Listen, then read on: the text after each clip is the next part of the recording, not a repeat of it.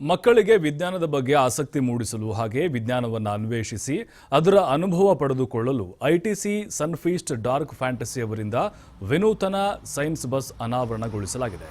ಬೆಂಗಳೂರಿನ Saint Joseph ಹೈಸ್ಕೂಲ್ನಲ್ಲಿ ಕಾರ್ಯಕ್ರಮ ನಡೆದಿದ್ದು, ಇಸ್ರೋ ಮಾಜಿ ಅಧ್ಯಕ್ಷ ಶ್ರೀ ಪ್ರಕಾಶ್ ರಾವ್, ಬಾಲಿವುಡ್ ನಟಿ ಮಂದಿರಾ ಬೇಡಿ, ನಿಮಾನ್ಸ್ನ DM doctor Megha Mahajan, ITC limited biscuits ಮತ್ತು cakes cluster foods division CEO Ali Harris Shere ಅವರು ಸೈನ್ಸ್ ಬಸ್ ಅನ್ನು ಅನಾವರಣಗೊಳಿಸಿದರು. ಪ್ರತಿಯೊಂದು ಮಕ್ಕಳಲ್ಲೂ ವಿಶೇಷ ಪರಿಕಲ್ಪನೆಗಳಿರ್ತವೆ. ವಿಜ್ಞಾನದ ಬಗ್ಗೆ ತಿಳಿದುಕೊಳ್ಳುವಂಥ ಕುತೂಹಲ ಇದ್ದೇ ಇರುತ್ತೆ. ಅವರ ಸೃಜನಶೀಲತೆಯನ್ನು ಉತ್ತೇಜಿಸಿ ಅವರ ಕಲ್ಪನೆಗೆ ಜೀವ ನೀಡುವ ಉದ್ದೇಶದಿಂದ ಈ ಸೈನ್ಸ್ ಬಸ್ ಅನ್ನು ಐಟಿಸಿ ತಂಡ ಬಿಡುಗಡೆ ಮಾಡಿದೆ ಅಂತ ಮಾಜಿ ಇಸ್ರೋ ನಿರ್ದೇಶಕ ಪ್ರಕಾಶ್ ರಾವ್ ಹೇಳಿದರು.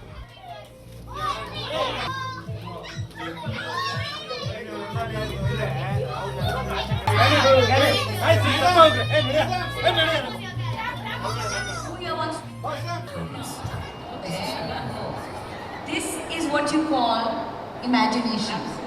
At this age, they don't know what it entails, they don't know what it means, but they want to be so many things because they believe they can be so many things.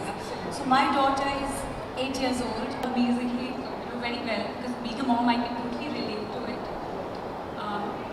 I think before I answer this question, I want all of you to understand the basic three concepts of the brain, because unless and until we don't understand